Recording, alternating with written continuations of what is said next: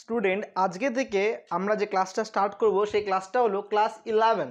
Class 11-এর আমরা যে mathematics করব, তবে এই ম্যাথমেটিক্সটা আমরা কোন সাবজেক্টের জন্য করব না ফিজিক্স কভার করার জন্য, অর্থাৎ ফিজিক্সের অঙ্কগুলি সলভ করার জন্য আমরা ক্লাস 11-এর ম্যাথ করব।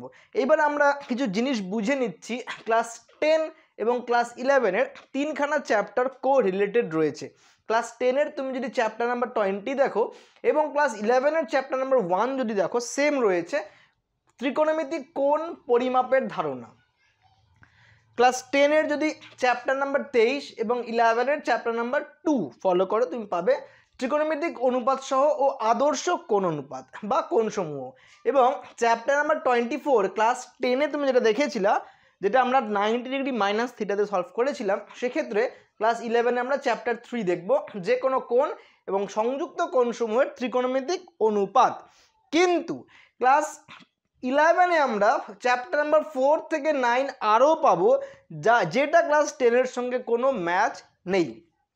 তবে যারা শুধু ফিজিক্সের অঙ্কের জন্য ম্যাথ শিখতে চাও, তাদের চ্যাপ্টার 1, 2, 3 একটা ছোট তোমাদের পার্ট দেখে নিতে হবে এবং তারপরে চ্যাপ্টার নাম্বার 4 থেকে নিয়ে 7, 9 না করলেও হবে।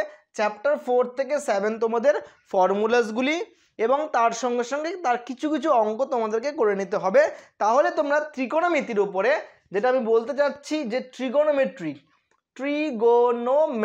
তোমাদের যা যা প্রয়োজন হবে, সেইখানে তোমাদের আর প্রবলেম হবে না। কিন্তু দেখো, শুধু ত্রিকোণমিতি করে নিলে তোমার হবে না। কিন্তু কেন? ফিজিক্সে যে অঙ্কগুলি রয়েছে ডেরিভেটিভ এবং ইন্টিগ্রেশন নিয়ে চলতে হবে। তবে যাদের এই ত্রিকোণমিতিতে প্রবলেম, তোমরা ডেরিভেটিভ এবং ইন্টিগ্রেশনও ফেসে যাবে, গ্যারেন্টি ফাসবে। তার জন্য তোমাদের সুবিধার জন্য আমি আগে ত্রিকোণমিতি তোমাদেরকে কভার করাবো। দেখো, আজকের ক্লাসে আমি তোমাদের যেই দুখানা চ্যাপ্টার করাবো, এই 1 আর 2, চ্যাপ্টার 1 এবং 2 এর বেসিক আমরা কিছু ফর্মুলাস দেখব এবং তার সঙ্গে দুটো করে অঙ্ক দেখব। চ্যাপ্টার 3 থেকে আমি পরের ভিডিওতে প্রত্যেকটা দিন একটা করে ভিডিও দিব। চ্যাপ্টার 3 থেকে নিয়ে 7, এইটা আমি প্রত্যেকটা একটা করে ক্লাসে একটা করে চ্যাপ্টারের ভিডিও দিব। হ্যাঁ, তোমরা বায়ো সায়েন্স নিয়েছো ঠিকই, তবে যদি মনে করো সাথে অঙ্ক বইটা রাখবা না, তাহলে কিন্তু নিজের বিপদ নিজে ডেকে আনছো। যেই স্টুডেন্ট ক্লাস 10-এ ত্রিকোণমিতি না করে মনে করছে বায়ো সায়েন্স নিয়ে পার পেয়ে যাবে, পার পাবে না, ফিজিক্সে ফেসে যাবে, পদে পদে ফেসে যাবে। তাই তোমাকে ত্রিকোণমিতি অর্থাৎ ক্লাস 11-এর ম্যাথ বইটাও সাথে নিয়ে চলতে হবে। অবশ্যই সব ম্যাথ করব না, যেই ম্যাথগুলি ফিজিক্সের অঙ্কের জন্য প্রয়োজন সেগুলো নিয়ে আমরা যাব। তো স্টুডেন্ট, আমি বোর্ডটা পরিষ্কার করে নিচ্ছি, ততক্ষণ তোমরা বই খাতা কলম রেডি করে নিয়ে 11-এর ম্যাথ বই তোমাদের সাথে থাকলে এখন ভালো, না থাকলে পরের দিন থেকে তোমরা নিয়ে বসে যাবে। তাহলে স্টুডেন্ট, আমি ততক্ষণে বোর্ডটা পরিষ্কার করি, তোমরা রেডি করে নাও। স্টুডেন্ট, আমরা যে পার্টটা দেখবো এবার দেখো, ইউনিট 2 এর চ্যাপ্টার 1 ত্রিকোণমিতিক কোণ পরিমাপের ধারণা। ক্লাস 10-এ আমরা যেমনটা শিখেছিলাম, ধরো কোনো 90 ডিগ্রি ড্র করলাম, এই অ্যাঙ্গেলটা 90 ডিগ্রি আমরা জানি। এইবার এই 90 ডিগ্রিকে আমরা 90টা সমান ভাগে ভাগ করতে পারি, তাহলে প্রত্যেকটা হবে 1 ডিগ্রি করে। তাহলে যদি আমি প্রত্যেকটাকে, এই যে 90 ডিগ্রিকে আমি প্রত্যেকটা ডিভিশন দিয়ে দিই, তাহলে দেখো এই অ্যাঙ্গেলগুলোকে আমি ধরে নিচ্ছি 1 ডিগ্রি। ক্লিয়ার? তাহলে 90 ডিগ্রিকে আমরা কি বলি? এক সমকোণ। ক্লিয়ার? কি বলবো আমরা? এক সমকোণ। লিখতেই পারি আমরা যে 90 ডিগ্রি ইকুয়াল টু কত? এক সমকোণ। তাহলে ডিগ্রির যে ব্যাপারটা, সেটা একটা পদ্ধতি গেল। এইবার আসো, তারপরে আমরা কি করতে পারি? এই যে 90 ডিগ্রি যে রয়েছে, একে আমরা 100টা ডিভিশনে ভাগ করতে পারি। কটা ডিভিশনে? 100টা। এই 90টা ডিগ্রিকে আমরা আবার 100টা ভাগে ভাগ করতে পারি। যখন আমরা এই 100টা ভাগে ভাগ করব, একে আমরা কি বলবো? 100 গ্রেড বলবো। কি বলবো? 100 গ্রেড। অর্থাৎ প্রত্যেকটা হচ্ছে একটা গ্রেড। তার মানে এখানে কি ছিল? এখানে এক একটা ডিগ্রি ছিল, কিন্তু এখানে কি হবে? এক একটা গ্রেড, 1G, আর এখানে 1 ডিগ্রি। তারপরে যদি আমরা আসি এরপরে, অর্থাৎ এরপরে চলে আসবে আমাদের অ্যাঙ্গেল থেকে আমরা দূরে চলে গিয়ে একটা অ্যাঙ্গেলই নেব, কিন্তু কোণের মধ্যে নেব, যাকে আমরা কী দিয়ে লিখতাম? এক্স্যাক্টলি স্টুডেন্ট, মনে আছে তো? বৃত্তীয় মানে। তাহলে এবার দেখো, রিকল করো, ষষ্ঠিক মান থেকে বৃত্তীয় মানে কনভার্ট করতাম আমরা ক্লাস 10-এ। কিন্তু ক্লাস 11-এ আমরা কি করব? 3টা পদ্ধতির মাধ্যমে কোণ নির্ণয় করা শিখব। ষষ্ঠিক পদ্ধতি, গ্রেড পদ্ধতি এবং বৃত্তীয় পদ্ধতি। ক্লিয়ার?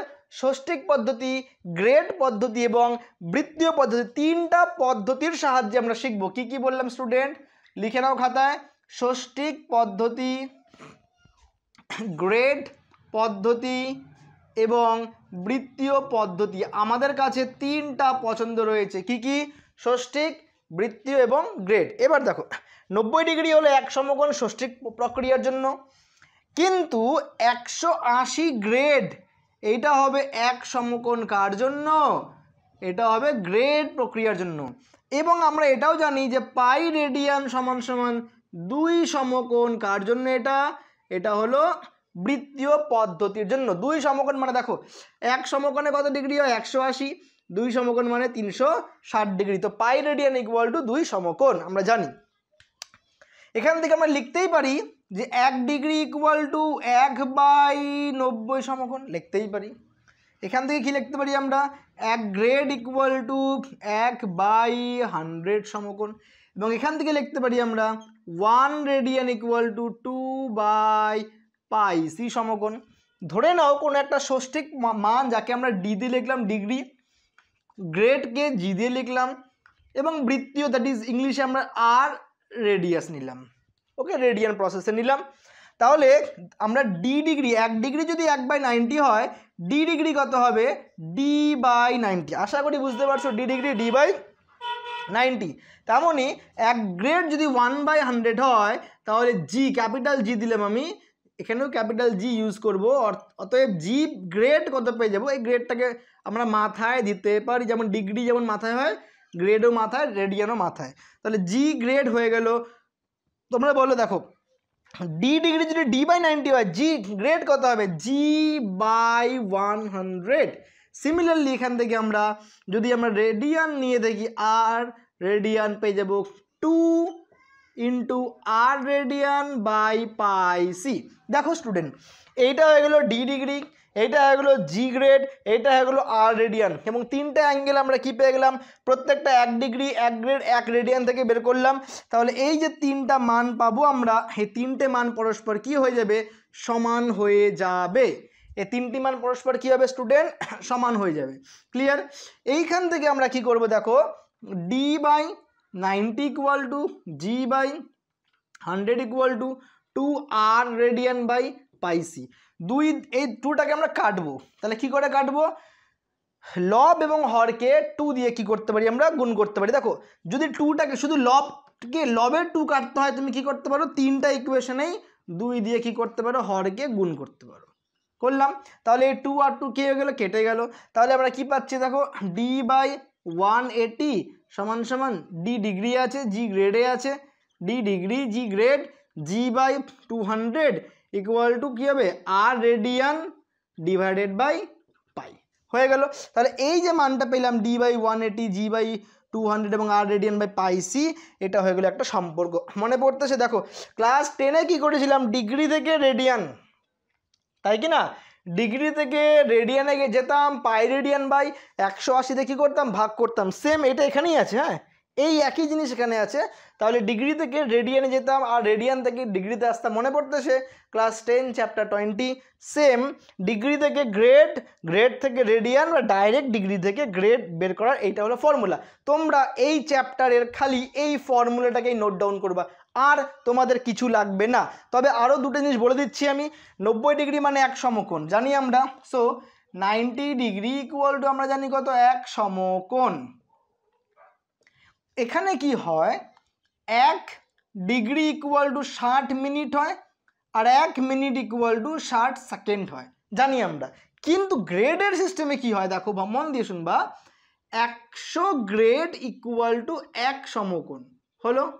100 গ্রেডে কি হবে? এক সমকোণ। 1 গ্রেডে হবে 100 মিনিট, আর 1 মিনিটে হবে 100 সেকেন্ড। এইটা হলো গ্রেডের সিস্টেম বা গ্রেডের নিয়ম।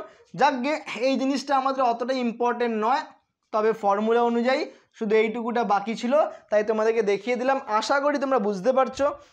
কিন্তু এই চ্যাপ্টারে আমরা কোনো অঙ্ক করব না, খালি কি করব? এই ফর্মুলাটাকে আমরা বুঝে নেব ব্যাস। ডিগ্রি থেকে গ্রেডের রিলেশন, গ্রেড থেকে রেডিয়ানের relation, d/180 is equal to g/200 equal to πc/r। বা আর বাই পাই সি, বাস শেষ। তাহলে আমরা এই চ্যাপ্টার অর্থাৎ চ্যাপ্টার 1 ফিনিশ হয়ে গেল। কিন্তু চ্যাপ্টার 1 থেকে আর কিছু করবে না। ক্লাস 11-এর ফিজিক্সের যারা ম্যাথ করতে চাও, চ্যাপ্টার 1 ছাড়া আর কোনো কিছু প্রয়োজন নেই। চলে যাব আমরা ইউনিট 2 এর chapter number 2। Chapter number 2 math বইয়ের যে অঙ্কগুলি আছে, এইবার দেখো চ্যাপ্টার 2 এর সঙ্গে আমরা কোথায় রিলেট করেছিলাম? ক্লাস 10 এর আমরা রিলেট করেছি চ্যাপ্টার নাম্বার 23। আমি ততক্ষণে বোর্ডটা ক্লিয়ার করি, তোমরা টুকে নাও, এরপরে আমরা নেক্সট চ্যাপ্টার নাম্বার 2 এর জন্য এগিয়ে যাব। স্টুডেন্ট, এইবার আমরা চ্যাপ্টার নাম্বার 2 এ চলে যাচ্ছি। দেখো চ্যাপ্টার 2 যেটা আছে সেটা হলো ত্রিকোণমিতিক অনুপাতসমূহ ও আদর্শ কোণসমূহ। আমরা যে অঙ্কগুলি শিখব চ্যাপ্টার 2 থেকে চ্যাপ্টার 8, সেখানে একটা ক্লজ এবং কন্ডিশন আছে। সেইটা হলো আমরা যতগুলি অঙ্ক করব সব কটা অঙ্কতে আমাদের যে ত্রিভুজ হবে কত ডিগ্রি অ্যাঙ্গেল ফ্রেম করবে স্টুডেন্ট? 90 ডিগ্রি অ্যাঙ্গেল ফ্রেম করবে। চ্যাপ্টার 2 থেকে চ্যাপ্টার 8, চ্যাপ্টার 9 আবার 90 না হলেও হবে। তাহলে যদি কোনো ত্রিভুজ নাম দিলাম ABC, একখানা ত্রিভুজ, এই ত্রিভুজের অ্যাঙ্গেল বি হয়ে গেল 90 ডিগ্রি। অ্যাঙ্গেল বি যদি 90 ডিগ্রি হয়, 90 ডিগ্রির অপোজিট সাইডকে আমরা কি বলি? অতিভুজ। এবার এর ইংলিশ নাম কি? হাইপোটেনিয়াস। যেই দিক থেকে আমি দেখব, ধরে নিচ্ছি আমি সি বিন্দুতে দাঁড়িয়ে আমি কি করছি? চোখ দিয়ে এ বিন্দুকে দেখছি। তাহলে সি বিন্দুর সাপেক্ষে যেখান থেকে দেখব তার সাপেক্ষে, মাথায় রাখবে, সি বিন্দুর সাপেক্ষে এ বি হয়ে যাবে কি? লম্ব। লম্বকে আমরা ইংলিশে বলবো হাইট বা পারপেন্ডিকুলার। এবং সি এর সঙ্গে যে বাহুটা সন্নিহিত হয়ে আছে তাকে আমরা বলবো ভূমি। বাংলায় কি বলবো? ভূমি। ইংলিশে কি বলবো? বেস। আর হিন্দিতে কি বলবো? আধার। অতিভুজ, লম্ব, ভূমি। বুঝলাম? এইবার দেখো তোমার কাছে 3টা বাহু রয়েছে। কটা বাহু রয়েছে? দেখো 3টা। সাপোজ ধরো 1, 2 এবং 3, 3টা বাহু আছে। 3টা বাহুর মধ্যে যে কোনো 2টা বাহুকে সিলেকশন করে তুমি ক রকমের অনুপাত করতে পারো। বুঝবা কি বললাম? প্রথমে আমি এই 2টা রেশিও করলাম, আবার এই 2টা রেশিও, এখানে 2টা পেয়ে গেলাম, তারপরে এই 2টা করব, আবার এই 2টো, 4টা, এরকম করে আমরা মোট 6 বার করতে পারি। কিছু বুঝলে না? কিন্তু এইবার দেখো প্রথমে আমরা নিতে পারি লম্ব আর অতিভুজের অনুপাত। আমি খালি অতি লিখলাম। ক্লিয়ার? অনুপাত সমূহ যখনই বলবে তখন 2টি বাহুর কি নেব? অনুপাত। লম্ব আর অতিভুজের অনুপাত যেমন নিলাম, আমি ঠিক কি নিতে পারি? অতিভুজ এবং লম্বের অনুপাতও নিতে পারি। কোনো অসুবিধা নাই। তারপরে আমি কি করতে পারি? ভূমি বাই অতিভুজের অনুপাত নিতেই পারি। নিলাম। সেম আমি কি করতে পারি? অতিভুজ আর ভূমির অনুপাতও নিতে পারি। কোনো অসুবিধা? অতিভুজ আর ভূমিরও অনুপাত নেওয়া যাবে। এবং সবার শেষে আমি লম্ব এবং ভূমিরও অনুপাত নিতেই পারি। এবং এইদিকে আমি তাহলে কি নেব? ভূমি আর লম্বর অনুপাত। বোঝা গেল কি বললাম? তাহলে এবার দেখো লম্ব এবং অতিভুজের যে অনুপাত আছে তাকে আমরা লিখি কি? Sine theta. যদি অ্যাঙ্গেলটাকে আমরা কি দিয়ে রিপ্রেজেন্ট করি? থিটা। তাহলে সাইন থিটা কি হবে? লম্ব বাই অতিভুজের অনুপাত। ক্লিয়ার? ঠিক তার উল্টাটা হয়ে যাবে কোসেক থিটা। এটা মাথায় রাখবে। কোন থিটা? Cosec theta. ওকে, দেখো 6খানা মান পাচ্ছি। লম্ব অতি, অতিলম্ব, ভূমি অতি, আর ভূমি। এবার লম্ব ভূমি আর ভূমি লম্ব, এটা ছাড়া তুমি এই 3টে বাহু দিয়ে আর কোনো অনুপাত তৈরি করতে পারো না। ট্রাই করে দেখো পারো কি না। এক্স্যাক্টলি। তাহলে ভূমি আর লম্ব কি হবে? দেখো কস থিটা হলো। অতিভুজ এবং ভূমি হবে সেক থিটা। লম্ব এবং ভূমি হয়ে যাবে ট্যান থিটা। এবং ভূমি লম্ব হয়ে যাবে কট থিটা। কিন্তু মনে রাখবে এগুলো শর্ট নাম লিখেছে। সাইন, কোসেকেন্ড, সেকেন্ড, ট্যানজেন্ট, কটেন্ট, এগুলো শর্ট নেম। বাট শর্ট নেমে চলে যাবে। সাইন কসেক, কস সেক এবং ট্যান কট। মুখস্থ করার জন্য তুমি এমন করে করতে পারো, সাইন দাদা লম্বা অতি, কস দাদার ভুড়ি অতি, ট্যান দাদার লম্বা ভুড়ি, বাকিরা সব উল্টা উল্টি হয়ে গেল। তাহলে এইভাবেও তুমি রাইমের মতো করে বা পদ্যের মতো করে মনে রাখতে পারো। ক্লিয়ার? তাহলে এই 6টা রেশিও তোমাকে কি করতে হবে, ভালো করে জানতে হবে। এই 6টা রেশিও জানার পর তাহলে 1 নাম্বার আমাদের কন্ডিশন চলে গেল। 2 নাম্বার কন্ডিশন আসি। দেখো সাইন থিটা এবং কোসেক থিটা যদি আমরা গুণ করি কি পাবো বলো দেখি? লম্ব অতিভুজ গুণ অতিভুজ লম্ব, তাহলে কি হবে দেখো যদি আমরা গুণটা করি, ভালো করে দেখবা, লম্ব বাই অতিভুজ গুণন অতিভুজ বাই লম্ব, লম্ব লম্ব ক্যান্সেল, অতি অতি ক্যান্সেল, তাহলে থাকলো কত 1। কি বুঝলাম? Sine theta into cosec theta 1। Similarly যদি আমরা কি করি কস থিটা এবং সেক থিটা, তাহলেও কি হবে 1। ভূমি ভূমি কাটবে, অতি অতি কাটবে 1। তাহলে ট্যান আর কট গুণ করলেও কি হয়ে যাবে, tan theta into cot theta গুণ করলেও কি হবে 1। বোঝা গেল কি বললাম? কোনো অসুবিধা? এইবার আমি এই 1টাকে পাশাপাশি লিখব, কেন এখান থেকে আমি আরও একটা সূত্র বের করব।